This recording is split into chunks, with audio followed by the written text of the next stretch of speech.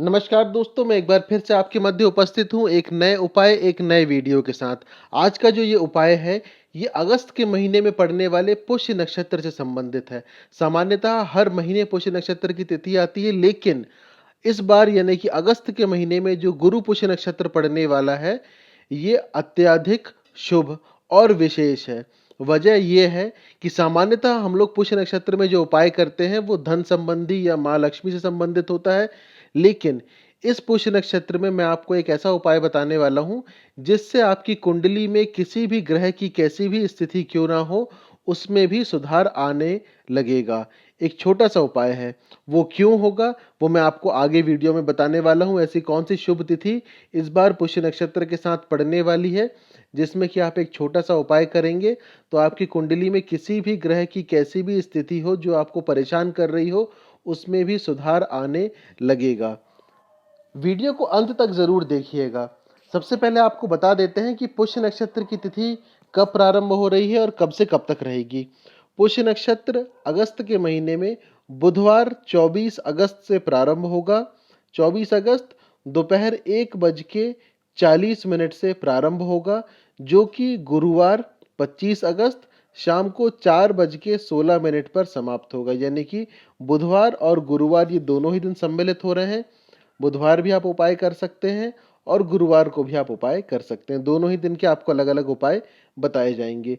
बुधवार का दिन जो है, उस दिन प्रदोष की तिथि भी पड़ रही है और यही वो तिथि है जो कि पुष्य नक्षत्र के साथ सम्मिलित होकर के इस पुष्य नक्षत्र को अत्यधिक विशेष बना रही है। गुरु पुष्य नक्षत्र तो अपने आप में विशेष होता ही है, उस दिन के अलग उपाय हैं, लेकिन जो बुधवार के दिन आपको जो समय मिल रहा है या जो मुहूर्त मिल रहा है, ये अत्यधिक लाभदायक है। ऐसे समय पर आप अगर भगवान शिव से संबंधित या भोलेनाथ से संबंधित कोई उपाय करते हैं, तो आपकी कुंडली में कोई-सा भी ग्रह किसी भी स्थिति में हो, किसी भी प्रकार का दुष्परिणाम दे रहा हो, उसमें सुधार आने लगता है और वो आपको एक सकारात्मक परिणाम भी देने लगता है। अब चलते हैं बुधवार को किस समय आपको उपाय करना है। बुधवार का जो दिन है 24 अगस्त, रात को 8 बजे से लेकर के 10:48 ये वो समय है जब आप उपाय कर सकते हैं और इसी समय के मध्य 9:24 से लेकर के 10:48 का जो समय है, वो सर्वश्रेष्ठ समय है। 8 बजे से शुभ मुहूर्त या शुभ समय प्रारंभ हो जाता है, जो कि रात को 10:48 तक रहेगा और उसमें भी जो मैंने आपको बताया 9:24 से लेकर के 10:48 तक का जो समय है, ये सर्वश्रेष्ठ समय है। आप अपने हिसाब से, अपनी सहूलियत के हिसाब से समय देख कर के आप इस उपाय को कर सकते हैं और जो समय आपको बताया, इसी बीच आप इस उपाय को कर सकते हैं। बुधवार का दिन है, बुधवार का दिन भगवान गणेश से संबंधित होता है। भगवान गणेश जो है, वो बुद्धि के कारक हैं।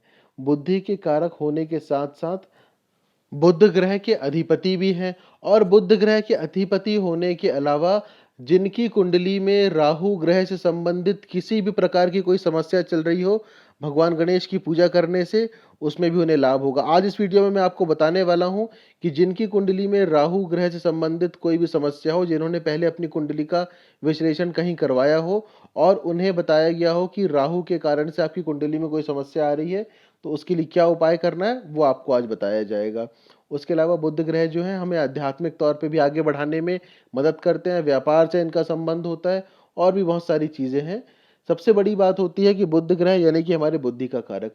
अगर हमारी बुद्धि सही तरीके से काम कर रही है, बुद्धि भ्रमित नहीं है, यानी कि राहु के मायाजाल में अगर हमारी बुद्धि नहीं फंसी हुई है, तो सब कुछ सही रहेगा। इसलिए भगवान गणेश को प्रथम पूज्य माना जाता है और हर एक विद्यार्थी या हर एक व्यक्ति, चाहे वो व्यापारी हो, विद्यार्थी हो या कोई भी हो, प्रथम पूज्य भगवान गणेश की पूजा करने के बाद ही अपने किसी भी कार्य को प्रारंभ करता है।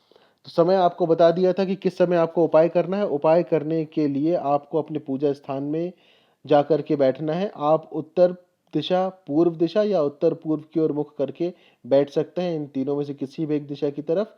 बैठने के बाद सबसे पहले तो जो भगवान गणेश का मंत्र आपके स्क्रीन पे दिखाया जा रहा है, उस मंत्र का आप 21 बार जाप करें।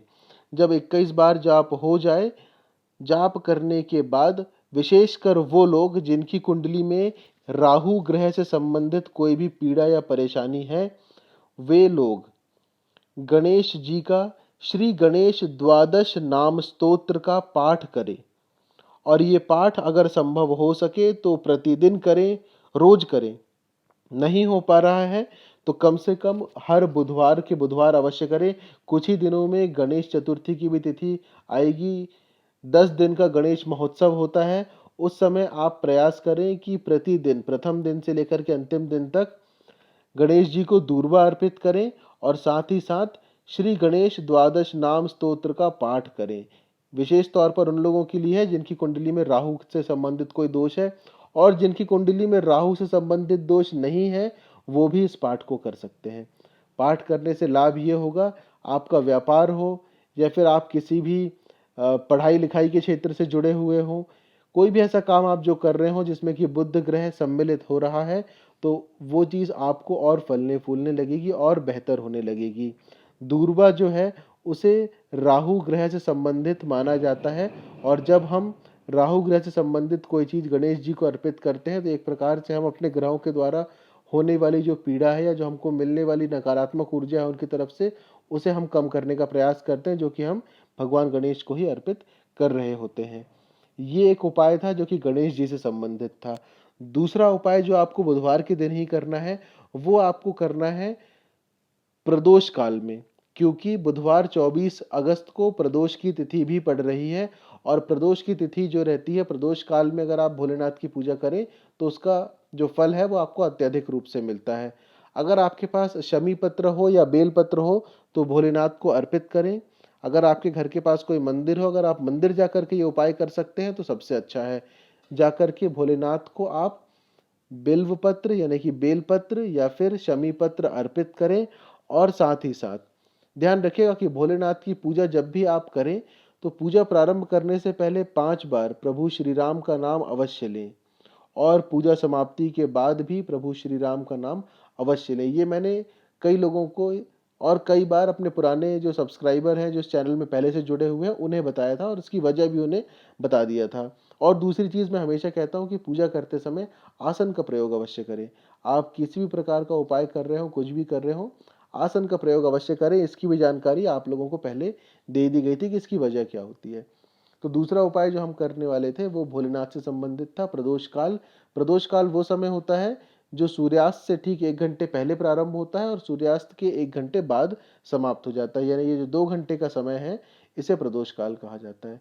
आपकी कुंडली में किसी भी प्रकार के ग्रह की कैसी भी स्थिति चल रही हो, जीवन में कोई सी भी समस्या चल रही हो, भोलेनाथ की शरण में अगर आप जाएंगे, आपने अपनी कुंडली का विश्लेषण कराया हो चाहे ना कराया हो, कोई फर्क नहीं पड़ता। जीवन में कैसी भी समस्या आ रही है, अगर आप भोलेनाथ की शरण में जाएंगे तो निश्चित तौर पे उस समस्या से आपका समाधान होगा ही होगा, उस समस्या का समाधान होगा ही होगा। उपाय हेतु आपको प्रदोष काल में भोलेनाथ के सामने जा करके शिव तांडव स्तोत्र का 1 बार पाठ करना है। शिव तांडव स्तोत्र का पाठ करें और वहीं बैठ करके शिव सहस्त्र नाम का भी 1 बार पाठ करें। यह आप नियम बना लें कि जब भी मास में प्रदोष की तिथि आती है, आज से ये प्रारंभ करके आप इसे करते रहें, जब तक कि आपको ये नहीं लगता कि आप जिस कार्य सिद्धि के लिए कर रहे हैं या जिस समस्या के निवारण के लिए कर रहे हैं वो पूरा नहीं हुआ। आप इसे करते रहिए। आप इसे करना प्रारंभ करिए और सकारात्मक परिवर्तन जो आपके जीवन में आएगा वो आप खुद देखेंगे। आप खुद देखेंगे कि जिस समस्या के समाधान के लिए या निराकरण के लिए आप काफ़ी समय से प्रयासरत थे और वो नहीं हो रहा था, इस उपाय के बाद वो होना प्रारंभ हो जाएगा। ये वो 2 उपाय थे जो आपको बुधवार के दिन करना है, गणेश जी से संबंधित और भोलेनाथ से संबंधित। अब हम चलते हैं गुरुवार के दिन की तरफ। गुरुवार के दिन भी पुष्य नक्षत्र की तिथि मिल रही है, और उस दिन आपको किस समय उपाय करना है, खरीदी किस समय करना है। हर पुष्य नक्षत्र में खरीदी करने का एक शुभ मुहूर्त होता है। पहले भी आप लोगों को बताया गया था कि शुभ मुहूर्त में अगर हम कोई शुभ कार्य करते हैं, कोई शुभ वस्तु हमारे घर में लेकर आते हैं, तो वो अन्य वस्तुओं के हमारे घर में आने का मार्ग भी प्रशस्त करता है या मार्ग खोलता है। ऐसे ही तिथि पुष्य नक्षत्र में होती है, आपको उस तिथि की जानकारी भी दे दी जाएगी। लेकिन तिथि की जानकारी देने से पहले या उपाय बताने से पहले मैं चाहूँगा कि जो लोग इस चैनल पे नए हैं वो चैनल को सब्सक्राइब ज़रूर कर लें और बेल आइकन ज़रूर दबा लें, यानी घंटी का जो चिन्ह है उसे ज़रूर दबा लें, जिससे कि इस चैनल में अपलोड किए जाने वाले किसी भी जानकारी या उपाय का जो वीडियो है वो सबसे पहले आप तक पहुँचे। सब्सक्राइब कर लिया हो तो धन्यवाद दोस्तों। अब चलते हैं गुरुवार के उपाय की तरफ। गुरुवार के दिन पुष्य नक्षत्र के अलावा और भी 2 अति शुभ योग सम्मिलित हो रहे हैं। गुरुवार को पुष्य नक्षत्र जो है वो 4:16 तक तो रहेगा ही, साथ ही साथ अमृत सिद्धि योग और सर्वार्थ सिद्धि योग, ये दोनों ही योग सुबह 5:50 से प्रारंभ हो जाएंगे गुरुवार 25 अगस्त को, और पुष्य नक्षत्र की समाप्ति तक यानी कि 4:16 तक पुष्य नक्षत्र के साथ ही चलते रहेंगे। इसी वजह से गुरुवार का जो गुरु पुष्य नक्षत्र है वो और भी ज़्यादा या और भी अधिक प्रभावशाली या शुभ हो गया है। अब गुरुवार के दिन जो आपको उपाय करना है, वो उपाय आपको दोपहर 11:56 से लेकर के 1:48 के बीच में करना है गुरुवार को, क्योंकि शाम के समय पुष्य नक्षत्र की तिथि समाप्त हो जाएगी, इसलिए उपाय का जो अति शुभ समय है वो यही है, और यही वो समय है जिस बीच में आप खरीदी भी कर सकते हैं। तो खरीदी करने का समय और उपाय करने का समय दोनों एक ही है। काफ़ी लंबा समय है, उपाय करने में ज़्यादा समय लगेगा नहीं, 10-15 मिनट का ही उपाय है जिसके बीच में हो जाएगा। आप चाहें तो जो लोग खरीदी करना चाहते हैं, जो लोग पूछते हैं, उनके लिए भी ये समय है। तो उपाय करने हेतु गुरुवार के दिन मैंने पिछले जो पुष्य नक्षत्र में लोगों को बताया था राई से संबंधित एक उपाय, कि प्रातः काल उठने के बाद अपने घर में राई के जो दाने हैं वो आप बिखेर सकते हैं, और उससे आपके घर में सुख समृद्धि जो है वो धीरे धीरे करके बढ़ने लगेगा, माँ लक्ष्मी का आगमन आपके घर में बढ़ने लगेगा। तो वो उपाय भी आप चाहें तो हर गुरुवार को दोहरा सकते हैं, क्योंकि आप लोगों ने पहले शुरू कर दिया था, और जिन लोगों ने नहीं भी किया है तो इस गुरुवार को एक मौका और है, आप चाहें तो ये उपाय कर सकते हैं। अपने घर में राई के कुछ दाने प्रातः काल जब आप उठ जाते हैं तो उठने के बाद, नहाने के बाद आप अपने घर में राई के जो दाने हैं वो डाल सकते हैं, लेकिन ध्यान रहे सिर्फ आपका जो लेटरिन बाथरूम होता है उस जगह पे आपको राई के दाने नहीं डालना। विशेषकर जिस रूम में आप सोते हैं, जिस कमरे में आप सोते हैं, जो आपका बैठक का कमरा, जैसे हम ड्राइंग रूम भी कहते हैं, किचन जो होता है, तो इन सब कमरों में जो किनारे होते हैं, खास तौर पर उन किनारों में ज़रूर डालिए। और जब भी आपके घर में झाड़ू लगे तो झाड़ू के द्वारा इस राई को अगर आप बाहर भी करना चाहें तो बिल्कुल कर सकते हैं। अगर ये राई आपके पैर में भी पड़ रही है तो कोई समस्या की बात नहीं है।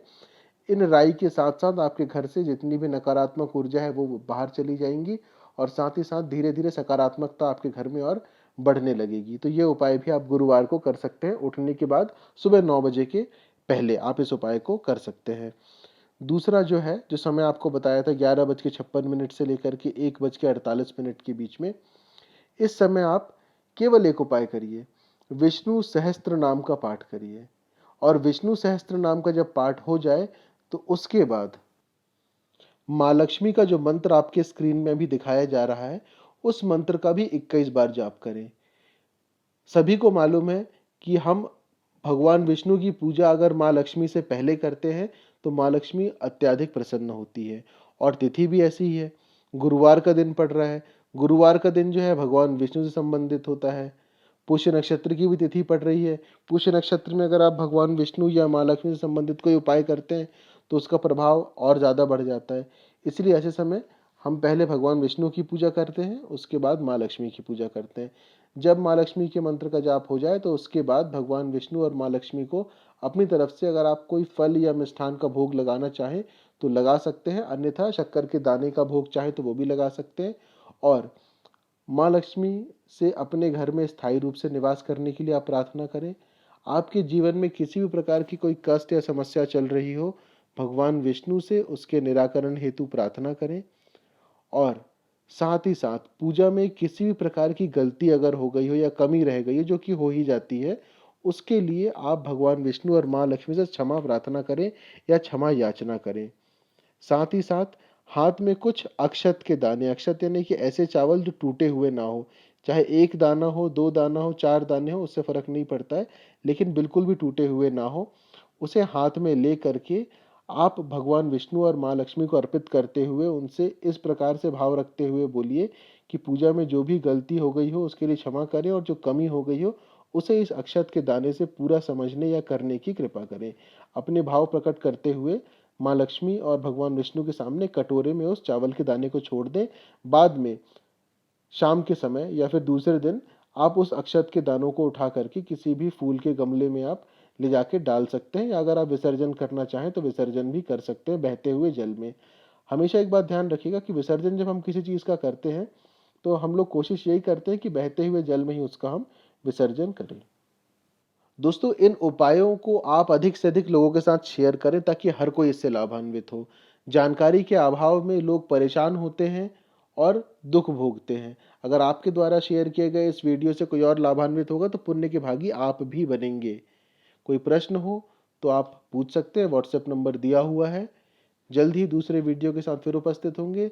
जो लोग चैनल पर नए हैं उस चैनल को सब्सक्राइब कर लीजिएगा और घंटी का बटन ज़रूर दबा लें, जिससे कि भविष्य में आने वाले किसी भी उपाय या वीडियो की जानकारी आपको सबसे पहले प्राप्त हो सके। धन्यवाद।